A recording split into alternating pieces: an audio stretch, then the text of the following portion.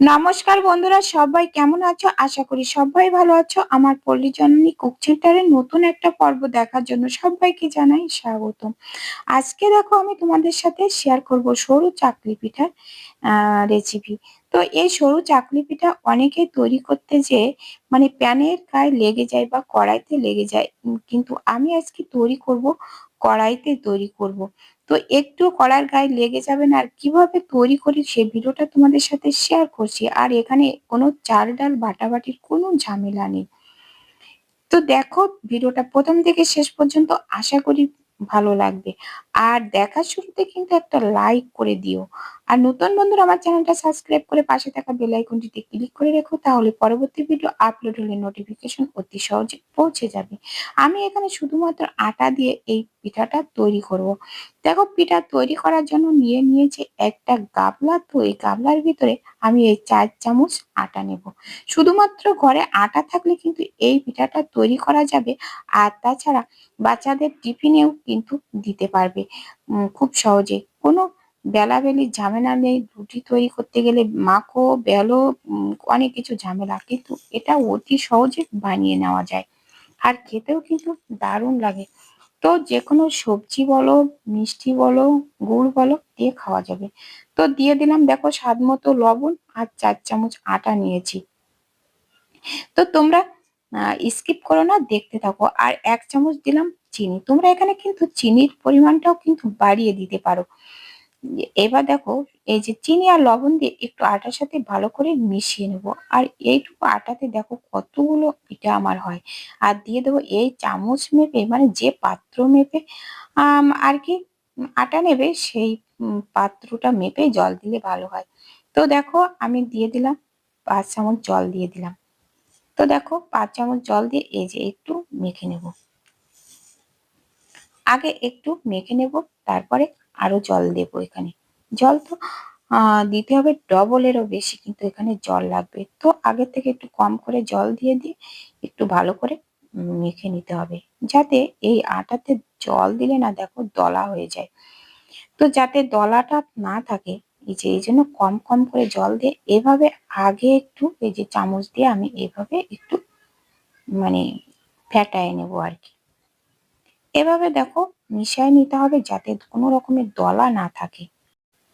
তো দেখো চামচের এই পিঠ দিয়ে এইভাবে ভালো করে আমি মেখে নিচ্ছি, কিন্তু আমার জন্য ভালো মনে হচ্ছে না। হাত দিয়ে দিয়ে এইভাবে দলা করে না মাখলে যেন মনে হয় দলা দলা থেকে যায়।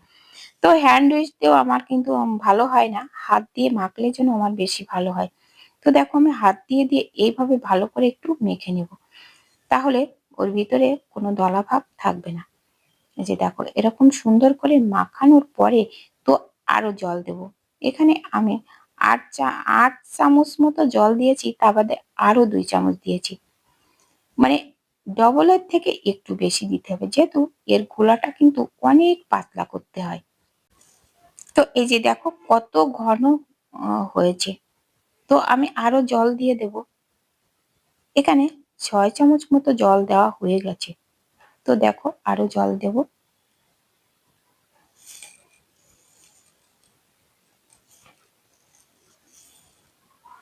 এই যে দেখো, মানে আগে 6 চামচ দিয়েছি, তো আরো 3 চামচ দিয়ে দিলাম।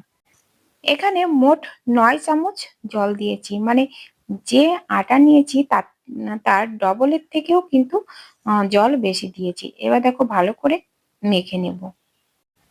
ভালো মতো মাখা হয়ে গেছে, দেখো কেমন হয়েছে। এভাবে ভালো করে ফেটায় নিয়ে এবার আমি চলে যাব পিঠাগুলো তৈরি করার জন্য।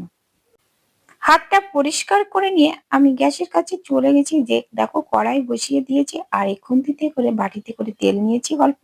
এরকম খুন্তি দিয়ে এরকম একটু চারিদিকে ছড়িয়ে দেব। তো এখানে কোনো রেস্টে রেখে দেওয়ার দরকার হবে না, যেহেতু আটা। আর আমি মেখেছি কিন্তু একেবারে নর্মাল জল দিয়ে, কোনো জল গরম করিনি। এই যে দেখো, আর এইভাবে চামচে করে 1 চামচ দিয়ে এইভাবে ব্যাটারটা এইভাবে এই চামচের তলার পিঠ দিয়ে এরকম ভাবে একটু ছড়িয়ে দিতে হবে। এই যে দেখো, তবে এই পিঠাগুলো প্যানে করলে সব থেকে বেশি ভালো হয়, বেশি সুন্দর গোল হয়। তো দেখো আমার এখানেও করছি, তো এখানেও কিন্তু ভালো হবে। আর এই যে দেখো এক পিঠ হয়ে যাচ্ছে, 30 সেকেন্ড অপেক্ষা করলে তো ফিরাইয়ে দিলাম, দিয়ে অন্য পিঠও হয়ে যাবে। আর এখানে আমাদের কিন্তু সবার প্যান থাকে না, তো কড়াইতে কিভাবে করবে সেটাই তো আমাদের দেখার দরকার। দেখি কড়াইতেও হয় কিনা, অনেকের কিন্তু এই পিঠাগুলো আর কি মানে লেগে যায়। এই যে দেখো কত সুন্দর হচ্ছে। তো এবার একটু ধৈর্য ধরে ধরে একটু যদি রেখে দেওয়া যায়, এটা কিন্তু ফুলে যায়, একেবারে রুটির মতো হয়ে যায়। কিন্তু আমি এখানে তো রুটি তৈরি করছি না, তো এখানে হচ্ছে তো সরু চাকলি পিঠা। যা এই পিঠাগুলো কিন্তু বাচ্চারা খেতে খুব পছন্দ করে, বাচ্চাদের টিফিনে কিংবা লাঞ্চ বক্সে কিন্তু যারা অফিসে যান তারাও কিন্তু এটা তৈরি করে নিয়ে যেতে পারেন তাড়াহুড়ার ভিতরে। একটা হয়ে গেছে, আমি আবারও আরেকটা দিয়ে দেব। এই যে খুন্তিতে একটু তেল দিয়ে কোনো রকমে একটু দিয়ে ছড়িয়ে দিলাম, এই যে আর 1 চামচ গুলা এইভাবে দিয়ে দেব, দিয়ে এইভাবে ছড়িয়ে দেব। এই যে দেখো এইভাবে দিয়ে মানে 30 সেকেন্ড মতো রাখলে কিন্তু একটা পিঠা হয়ে যায়। এই যে দেখো এক পাশ হয়ে গেছে, সাথে সাথে এই যে দেখো কত সুন্দর ফেরানো যাচ্ছে। তো এটাও ফিরিয়ে দিলাম। এইভাবে সবগুলো পিঠা কিন্তু আমি তৈরি করে নেব। এই যে দেখো কত সুন্দর হচ্ছে। তো বন্ধুরা আজকের ভিডিওটা কেমন লেগেছে কমেন্ট করে জানাতে কিন্তু ভুলো না। আর একটা লাইক দিতে ভুলে গেলে একটা লাইক করে দিও। আর নতুন বন্ধুরা আমার চ্যানেলটা সাবস্ক্রাইব করে পাশে থেকো। আর পারলে বন্ধুদের সাথে একটু শেয়ার করে দিও। তো এইভাবে তৈরি করে নিলে তাড়াতাড়ি তাড়াহুড়ার ভিতরে কিন্তু আমাদের লাঞ্চটা কিংবা লাঞ্চ বক্সে কিংবা বাচ্চাদের টিফিনে কিন্তু দেওয়া যাবে। তো সবগুলো দেখো আমি এইভাবে একইভাবে তৈরি করে নেব। এই যে দেখো রেডি হয়ে গেছে, সবগুলো তৈরি হয়ে গেছে, দেখো কত সুন্দর হয়েছে।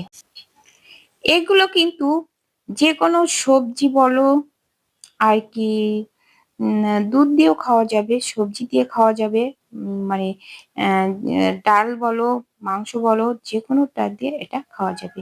আমি এখানে দেখো গুড় রেখেছি, সেই গুড়টা দিয়ে এবার একটু খেয়ে দেখবো কেমন হয়েছে। তো খেতে তো দারুণ হয়েছে। তো তোমরা একবার হলেও কিন্তু এভাবে তৈরি করে খেয়ে দেখো। আর কে কে আমার মতো আটা দিয়ে সরু চাকলি পিঠা বানিয়ে খেয়েছো একটু কমেন্ট করে জানিও। এই যে দেখো এরকম করে ভিজিয়ে খেতে কিন্তু আমার দারুণ লাগে। তোমাদের কেমন লাগে একটু কমেন্ট করে জানিও। তো বন্ধুরা আজ এ পর্যন্ত, দেখা হবে পরবর্তী ভিডিওতে। ততক্ষণে তোমরা ভালো থেকো, সুস্থ থেকো। নমস্কার বন্ধুরা।